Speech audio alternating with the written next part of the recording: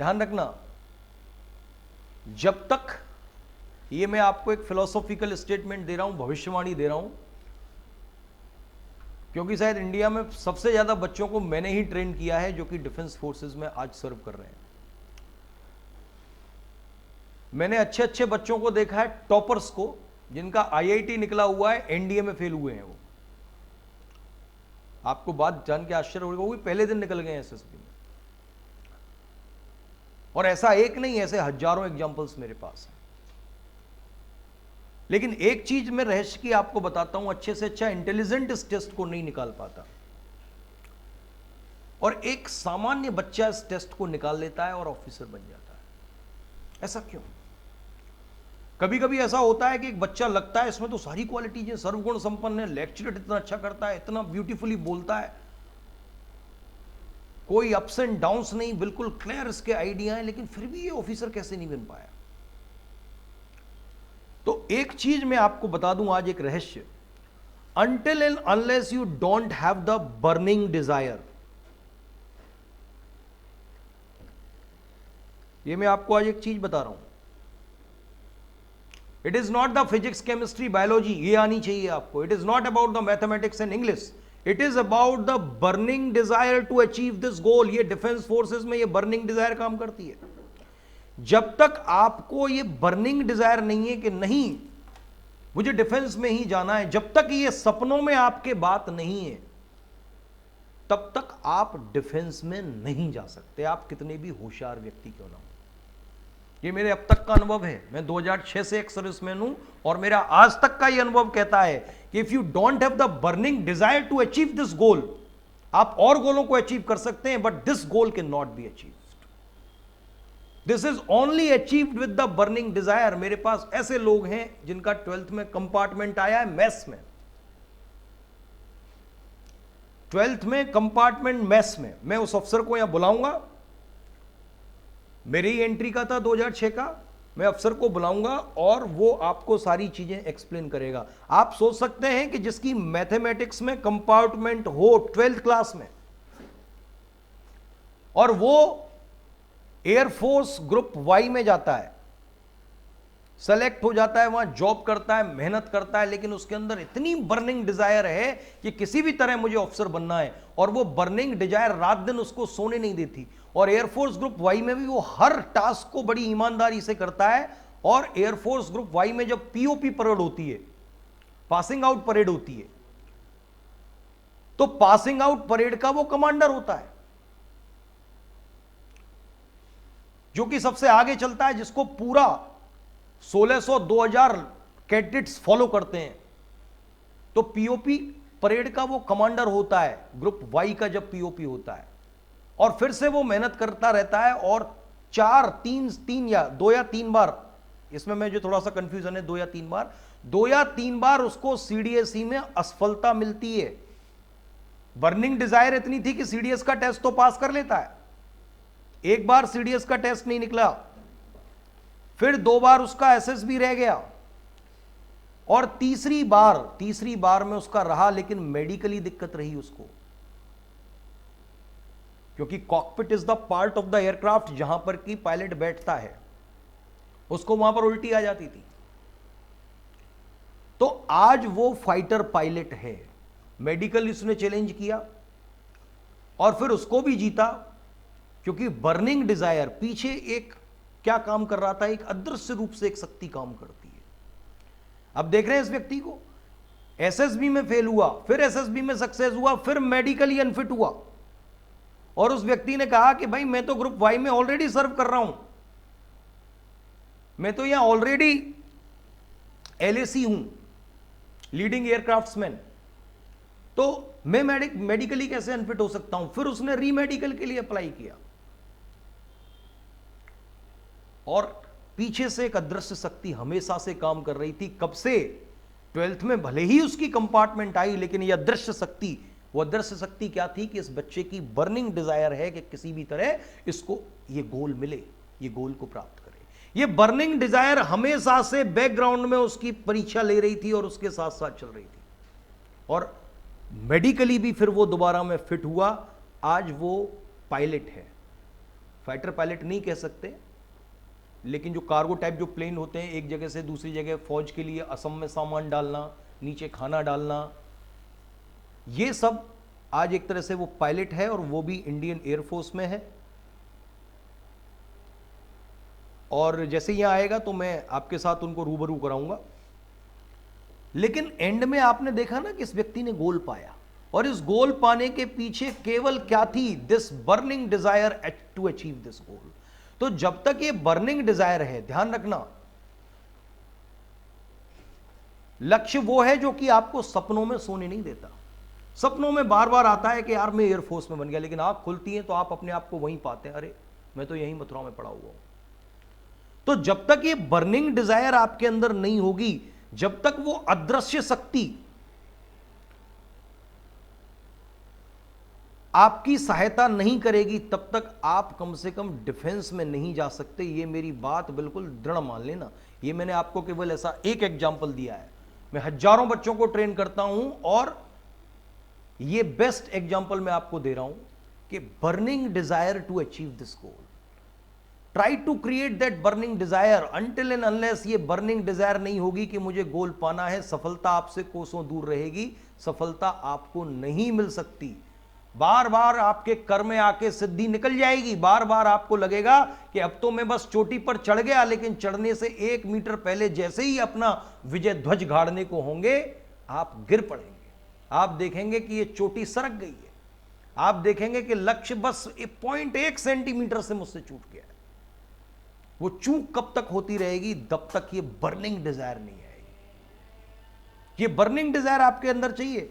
ये सब इमैटेरियल है। इंग्लिश किसी की वीक है, कोई कहता है मेरी इंग्लिश वीक है, कोई कहता है मैथ्स वीक है, सब इमैटेरियल थिंग्स हैं। अरे मैथ्स वीक है तो मैथ्स की ट्रिक मौजूद है। मैं कौन सा तुम्हें क्वेश्चन सॉल्व करना बता रहा हूं? मुझे तो खुद फॉर्मूले ढंग से नहीं आते, मैं कभी फॉर्मूलों को याद नहीं करता। कौन सी आपकी मतलब इंग्लिश वीक है? इंग्लिश वीक है तो इंग्लिश को सुधारा भी जा सकता है, लेकिन जब तक ये डिजायर नहीं होगी ना प्राप्त करने की, if you don't have this burning desire to achieve this goal, आप इस गोल को प्राप्त कभी नहीं कर सकते। ये मैं डिफेंस के बारे में आपको लिख के दे रहा हूं, ये मजाक नहीं। और जिनको ये बर्निंग डिजायर नहीं होती, एक और बात बता देता हूं, और बाय डिफॉल्ट वो कहीं ना कहीं डिफेंस फोर्सेस में हो जाता है उनका सिलेक्शन, तो वो डिफेंस फोर्सेस से वापस भी कर दिए जाते हैं, चाहे वो आईएमबी इनवैलिडमेंट मेडिकल बोर्ड के थ्रू आउट हो, कैटेगरी आउट हो, या किसी और बहाने से आउट हो, वो डिफेंस से बाहर निकल ही जाते हैं। ये लक्ष्य केवल उन्हीं के लिए है, उन्हीं पागलों के लिए है जो कि बर्निंग डिजायर रखते हैं कि नहीं हमें यहां पर जाना है। इस लक्ष्य को पाने के लिए कोई ध्यान रखना, ये कोई इतना वीआईपी लक्ष्य नहीं है कि आप इससे पैसे वाले हो जाएं, रईस हो जाएं। ये रईसों की दुनिया नहीं है, ये बादशाहों की दुनिया है। ये उन बादशाहों की दुनिया है जो कि अपनी फकीरी में भी मस्त है, क्योंकि वो किसी भक्ति में लगे होते हैं, वो किसी अदृश्य खोज में, अदृश्य लक्ष्य की खोज में लगे रहते हैं। उनके लिए यहां ये जो नश्वर जीवन है, ये नश्वर जो धन है, उससे ज्यादा वो अपने वीर गति को ज्यादा महत्व देते हैं जो कि उनको बॉर्डर पर मिलता है। ये अदृश्य लक्ष्य के दीवाने लोग हैं, इनको पैसे से कोई लेना देना नहीं लगे, वरना आप किसी को 2 करोड़ रुपए देके भी सीमा पर भेज दो, कोई जाने को तैयार नहीं। कौन मरना चाहता है? कौन अपनी लाइफ संकट में डालेगा? अगर आपको कहा जाए 2 करोड़ रुपए मैं आपको देता हूं, आप तुरंत अपनी जान दीजिए, आप बिल्कुल राजी नहीं होंगे। तो ये उन लोगों की डिजायर है जो वास्तव में इस लक्ष्य के प्रति दीवाने हैं, और वही इसको अचीव कर पाते हैं, और अचीव भी बड़े अच्छे टर्म्स में कर पाते हैं। भले ही वो सोल्जर के रूप में जाएं तो भी वो ऑफिसर बन जाते हैं, और उनको एक रेपुटेड लाइफ मिलती है, और जो एम उन्होंने फिक्स किया है उसको वो पा लेते हैं। ज़्यादा इनको कुछ चाहिए नहीं, इनको ज़्यादा धन दौलत की परवाह नहीं होती। धन दौलत की परवाह होती तो ये किसी एमएनसी में काम करते, अपनी कंपनी खोलते और लोगों का टटलू काटते। लेकिन ये डिफेंस में जाते हैं क्योंकि इनको रेस्पेक्ट ज़्यादा चाहिए, रेस्पेक्ट ज़्यादा प्यारा है धन से। तो आप धन के लिए नहीं, धन लोलुप नहीं है, आप धन के लिए इस लक्ष्य को नहीं चुनते हैं। इस लक्ष्य को चुनने के लिए कुछ और ही अदृश्य एक शक्ति है जो कि आपको चलाती रहती है। अदृश्य एक तरंग है जो कि आपके अंदर बनी रहती है, और न चाहते भी आप जहां वो चाहती है वहां झुकते हैं, जहां वो चाहती है वो जाते हैं, वो चाहती है वो लड़ते हैं। वो अदृश्य शक्ति इन सबको चलाती रहती है। तो ये बहुत ही अनूठे और अद्भुत लोग होते हैं। ऐसे किसी मवाली टाइप लड़के ने और चुन लिया कि साहब नहीं मुझे तो डिफेंस में जाना है, तो यहां पर कैडेट बनाते हैं ये, और जेंटलमैन कैडेट जो सोसाइटी में नियमों का पालन करता है। और अगर कोई नियम तोड़ता है तो उसको पसंद नहीं आते कि ये नियम क्यों तोड़ रहा है, क्योंकि उसको नियम सिखाए जाते हैं। वो डिसिप्लिन लाइफ जीना जानता है, वो सोशल लाइफ जीना जानता है, वो ग्रुप वाली लाइफ जीना जानता है, वो रिस्पॉन्सिबिलिटी जानता है कि उसके कंधे पर समाज की रिस्पॉन्सिबिलिटी है। तो that is called a gentleman cadet. ये किसी मवाली के बस की बात नहीं है, यहां पे 2 चैन डाली या गले डाले। आप डिफेंस फोर्स के ऑफिसर की उससे तुलना कभी नहीं कर सकते। He will be well discipline. उसके बस जेब में उसका आइडेंटिटी कार्ड होना चाहिए। आप गवर्नमेंट के किसी ऑफिस में धड़धड़ाते हुए प्रधानमंत्री के ऑफिस में भी घुस सकते हैं। आप सिक्योरिटी का जो एरिया है जिसमें कि सिविलियंस कभी जा नहीं सकते, आप वहां जा सकते हैं। केवल आपके पास आइडेंटिटी कार्ड होना चाहिए, पूरा देश आपका है। तो जब तक ये बर्निंग डिजायर इस गोल को अचीव करने के प्रति आपकी नहीं बनेगी, तब तक ये लक्ष्य आपसे कोसों दूर है, मैं कितना भी आपको मोटिवेट कर लूं। बुद्ध कहते हैं अपदीपो भव, और इस लक्ष्य तक पहुंचने की अलग अलग पगडंडियां हैं। ये अगर आपका एम है तो हर व्यक्ति अलग अलग डिफरेंट बैकग्राउंड से आया है। किसी की अंग्रेजी कमजोर है, किसी की मैथ्स कमजोर है, किसी की जीके कमजोर है, किसी की रीजनिंग की कमजोर है, किसी में अफसर लाइक क्वालिटीज नहीं है, कोई इंटरव्यू नहीं देना जानता है, कोई समझता लिखता सब है, अच्छा रिटर्न में कर देता है लेकिन बोलना नहीं जानता है, किसी को दौड़ना नहीं आता है, कोई मेडिकली फिट नहीं है। 50 तामझाम हैं जो कि आपको डिफेंस से अलग करेंगे। और इस तक पहुंचने के लिए आपकी अलग अलग पगडंडियां हैं, क्योंकि हर व्यक्ति अनूठा है, हर व्यक्ति अद्भुत है। हर कोई 2 व्यक्ति के फिंगरप्रिंट एक जैसे नहीं है। और इतनी बड़ी पृथ्वी है, इतने लोग हैं, आप सोचिए। और इस ब्रह्मांड में एक पृथ्वी में नहीं है, साइंटिस्ट कहते हैं करीब 50,000 पृथ्वियां हैं कम से कम इस पूरे ब्रह्मांड में। तो कितने लोग होंगे। लेकिन प्रकृति की अद्भुत लीला देखो, हर कोई अनूठा है, हर एक की अपनी वीकनेस है, हर एक के अपने स्ट्रॉन्ग पॉइंट्स हैं। लेकिन हर एक को लक्ष्य तक पहुंचना है। तो ध्यान रखना, कोई राष्ट्रीय राजमार्ग नहीं है मैंने निकाल के दे दिया कि साहब ये एनडीसीए कोचिंग से होकर राष्ट्रीय राजमार्ग गुजरता है, आप इसके थ्रू जाएंगे तो डिफेंस को पा जाएंगे, एम को पा जाएंगे। No, never, not at all. कोई इसकी जिम्मेदारी नहीं ले सकता। ये आपकी खुद की पगडंडियां हैं, आपको रास्ता खुद का तलाश करना पड़ेगा। मैं तो ये बता सकता हूं कि रास्ते में कंकटा कीर्ण कांटे होंगे, कंकटा कीर्ण मार्ग होगा, तूफान भी आ सकते हैं, आंधी भी आ सकती है, सड़कें भी टूटी हुई हो सकती हैं, कांटों पर भी चलना पड़ सकता है। हो सकता है कि तुम्हें नींद नहीं आए रात में, हो सकता है जगना ही पड़े, हो सकता है बिना पिए ही रहना पड़े, हो सकता है बिना खाए रहना पड़े, हो सकता है प्रकाश ना हो फिर भी आपको चंद्रमा की रोशनी में ही पड़ना पड़े। मैं उन असफलताओं के बारे में बताता हूं, मैं राह में आने वाली मुसीबतों को आपको रूबरू कराता हूं कि ये मुसीबत है। और जब आपको पता होता है कि राह में ये मुसीबतें हैं तो आप थोड़ा सा तैयारी से जाते हैं। तैयारी से जाते हैं तो आपका रास्ता थोड़ा सा सुगम हो जाता है। मेरा काम है आपके रास्ते को सुगम कर देना, आपके रास्ते को सरल बना देना। मेरे हाथ में कोई ऐसा जादू नहीं है, जादू की छड़ी नहीं है कि मैं आपको बस वो दूं मंत्र आपके कान में फूंकूं और आप बिल्कुल डिफेंस फोर्सेस में चले जाएं, आप बिल्कुल वहां जाके ऑफिसर हो जाएं। ऐसा कोई भी मंत्र मेरे पास नहीं है, ऐसा कोई भी फॉर्मूला, कोई भी तकनीकी, कोई भी ट्रिक मेरे पास नहीं है। मेरे पास क्या है, मेरे पास ये है कि भाई यहां तक आप जाओगे, ये लक्ष्य आपको प्राप्त करना है, तो इस लक्ष्य को थोड़ा सा बेसिक्स में थोड़ा थोड़ा रस्तों में बांट दो।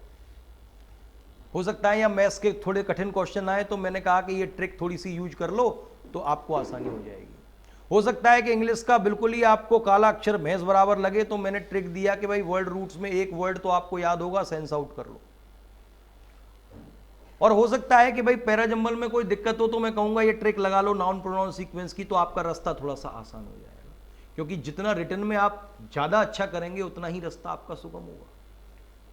मैं कहूंगा कि आपका फिजिकल इतना होगा तो भाई फिजिकल की आप तैयारी कर लो, इंटरव्यू इस तरीके का होगा तो आप पर्सनल इंटरव्यू के बारे में तैयारी कर लो। ये सारे जितने भी मैं तरीके बता रहा हूं, मैं बता रहा हूं कि रास्ते में ऐसा ऐसा होगा, लेकिन चलना आपको, ये मैं आपके साथ नहीं चलूंगा। तो इसीलिए खुद को प्रिपेयर करें।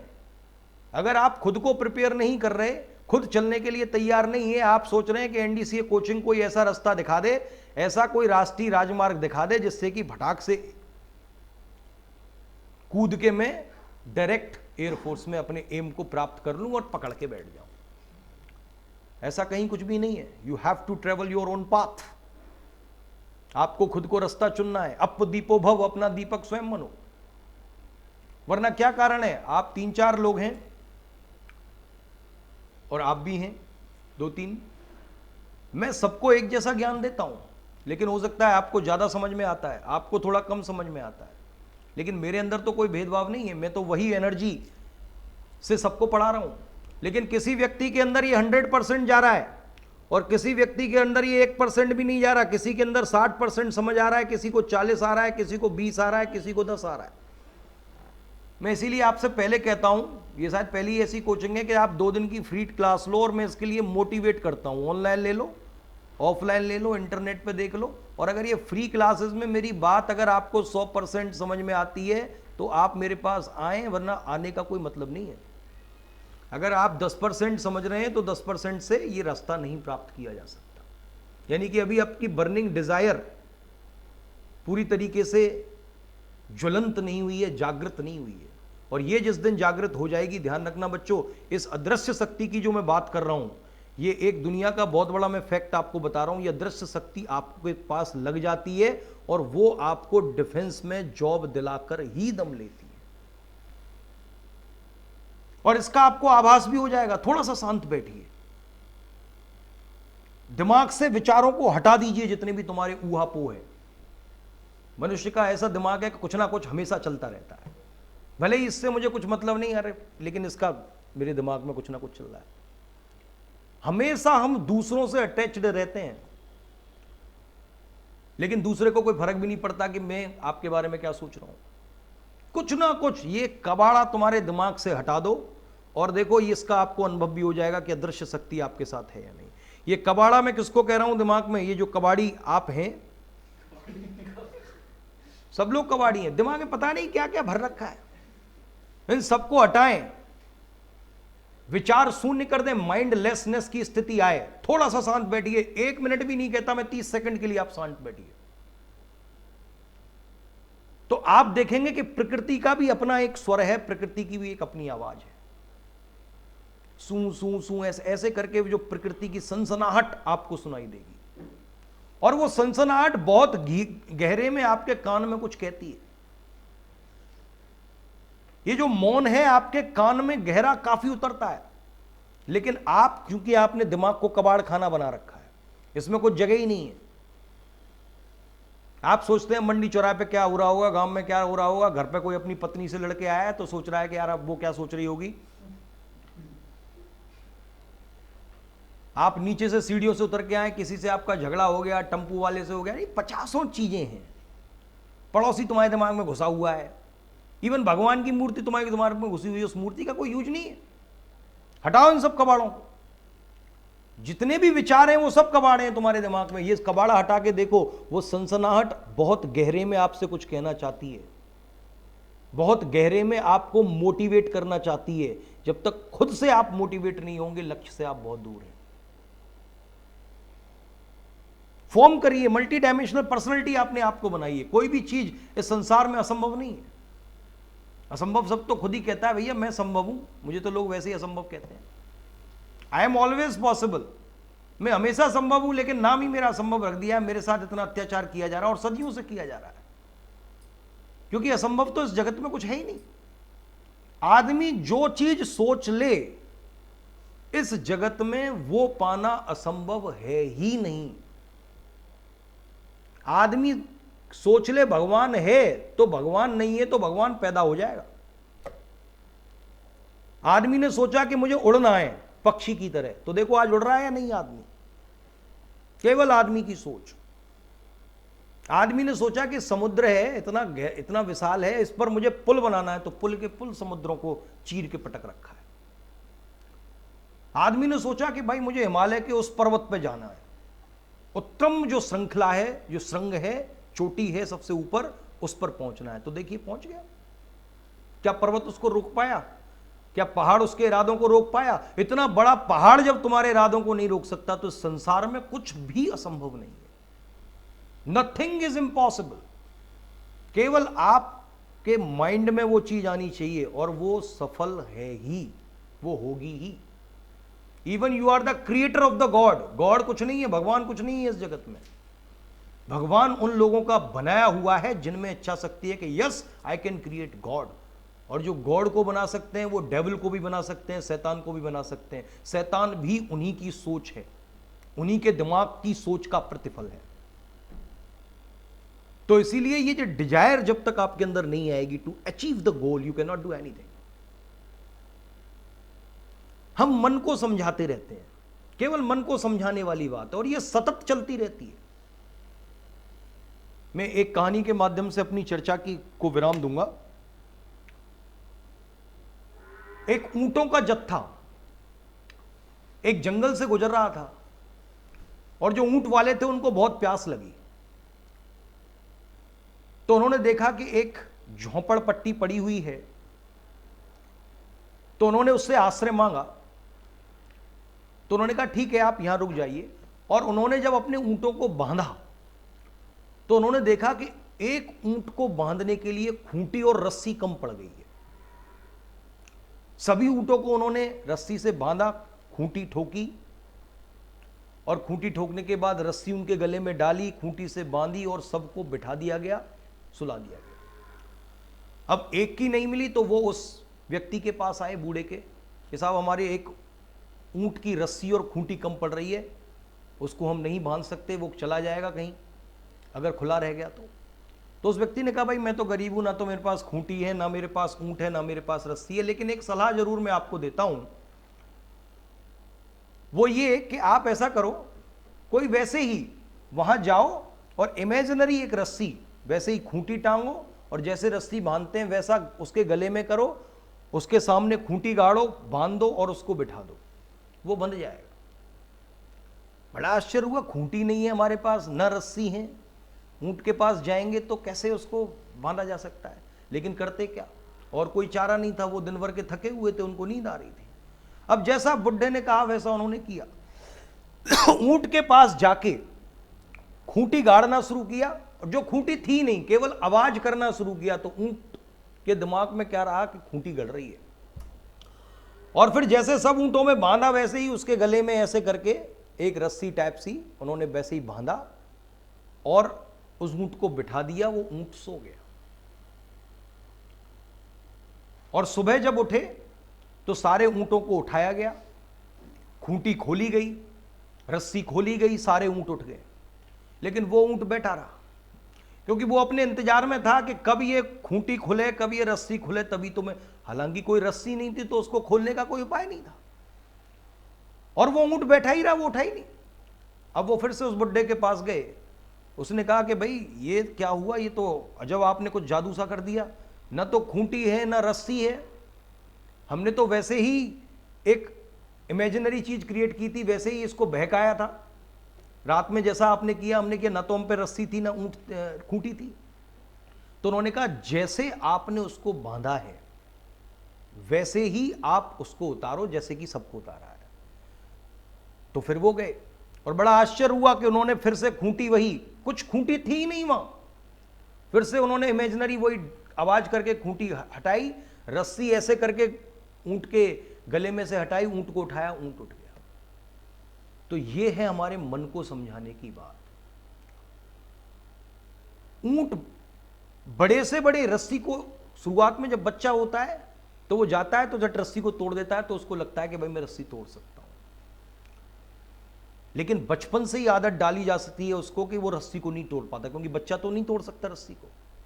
अब वो धीरे धीरे बड़ा हो जाता है तो उसके मस्तिष्क में यही बात बैठ जाती है कि भाई मैं इस रस्सी को तो तोड़ ही नहीं सकता, जाने का प्रश्न ही नहीं है, मुझे यहीं बैठना है। ऊंट को शुरुआत से ये बात समझाई जाती है एंड तक, हाथी को भी शुरुआत से एंड तक ये बात समझाई जाती है। हाथी का बच्चा होता है, आप उसको इजीली बांध देंगे रस्सी से, लेकिन जब वही हाथी अगर विशालकाय हो जाता है, बड़ा हो जाता है, तो उसको बांधने का कोई तरीका नहीं है, लेकिन उसके मन को यह बात समझा दी जाती है, जैसे ऊंट को समझाई गई थी कि इस रस्सी को आप तोड़ नहीं सकते, और वैसा ही वो अपने मन को हाथी समझा लेता है। हाथी अच्छे अच्छे पेड़ों को गिरा दे, ऊंट इस रस्सी की तो औकात क्या है, लेकिन मानसिक रूप से वो उसको बांध दिया जाता है कि आप इससे ऊपर नहीं है, आप रस्सी तोड़ ही नहीं सकते।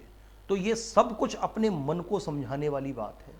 ये आप अपने मन को समझा लेते हैं कि साहब हमारी अंग्रेजी बड़ी कमजोर है, हमारी मैथ्स बड़ी कमजोर है, सर हमें अंग्रेजी का समझ में नहीं आता, आप इंग्लिश पे थोड़ा सा ज़्यादा ध्यान दीजिए। मैं तो ध्यान देता ही हूँ, आप थोड़ा हिंदी में पढ़ाइए। मैथमेटिक्स सर हमें आज तक नहीं आई, अब थोड़ा सा हम मैथमेटिक्स, फिजिक्स सर हमें बिल्कुल ऊपर से ही निकलती है, पता नहीं क्या न्यूटन कह गए, हमारी तो पल्ले कभी पड़ता नहीं। आइंस्टीन को आप सदी का सबसे बड़ा साइंटिस्ट कहते हैं, लेकिन आइंस्टीन की एक बात हमारे पल्ले तो पड़ी नहीं, कौन सी बात कह गया वो, किस वजह से उसको पुरस्कार मिल रहे हैं, ये क्या एनर्जी मास का नियम दे गया वो, ये क्या ऊर्जा मास की बात करते हैं, जैसे ही ऊर्जा की बात करते हैं तो साहब मुझे तो नींद आने लगती है। क्यों? कि आपने अपने मन को समझा लिया है। और अगर आपने अपने मन को यह समझा लिया कि फिजिक्स हमें समझ में नहीं आएगी, तो दुनिया की कोई भी ताकत ऐसी नहीं जो कि आपको फिजिक्स समझा दे, क्योंकि आपने अपने मन को समझा लिया है।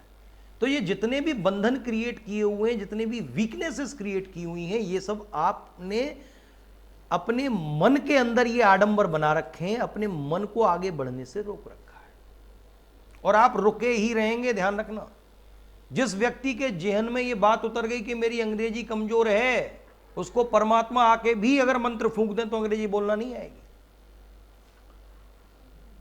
उसका कारण है कि उसने अपने मन को समझाया हुआ है, जैसा कि हाथी समझाता है, जैसा कि ऊंट समझाता है।